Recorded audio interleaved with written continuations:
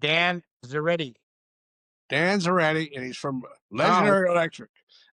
yeah. This was an annual tournament they held at a golf course that I play a lot. And a golf course, we have to bring a lot of balls because a lot of water out there, and you're going to lose some balls on this golf course.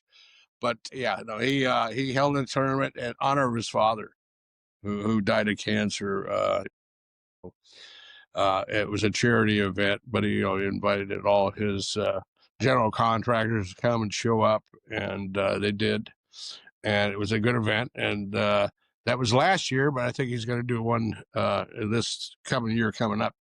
And of course, we'll try to get you invited. Legendary Electric. So he does electrical work. Yeah. I mean, the big Yeah. commercial projects Yeah. down in Texas.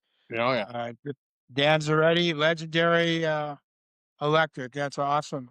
I think he just turned 39. Okay. And he came from New York. So how those New Yorkers work, and what have you. I met him at a driving range, and he was really struggling with hitting the golf ball. He just started maybe 6 months before, and he wanted to play golf so he could take customers out with his business, improve his game, and it says. But he was hitting the ball right. He would hit the ball left. Nothing went down the center. And of course, I'm watching this poor kid. And I'm going, give me a couple lessons, which I did. I gave him lessons, what have you.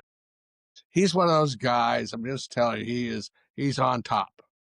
He wants to be the best in everything. He was a basketball player, played through high school, and I think even in college, what have you. But he became a master electrician, which is a big thing as far as getting that credential. And he met his lovely wife, Lacey, and they decided to come to Texas. Well, I had to come to Texas because of my health conditions and had to retire, what have you. So I'm sitting at a driver range one day hitting balls, I can't hit the ball like I used to. And I saw this poor guy struggling.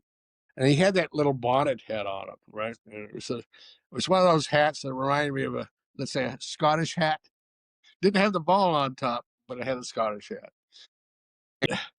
And we became good friends. He came here probably about 7 or 8 years ago because his wife was actually from here. Just an amazing guy. He started his own business. He's now, let's say, 13 years in business. But the great thing about this guy is he was able to build his own office. And let me tell you something, first class, contemporary, whatever it is. I mean, he went first class. And that's the way he rolls. And that's fine. But for a guy to be able to do that and also have anywhere from 100 to 150 employees and pay the payroll he has to do every week, absolutely amazing. And you met him, and you've done a couple of Christmas parties with him, and you were kind of the announcer and all that stuff. And let me tell you something, this guy is absolutely amazing.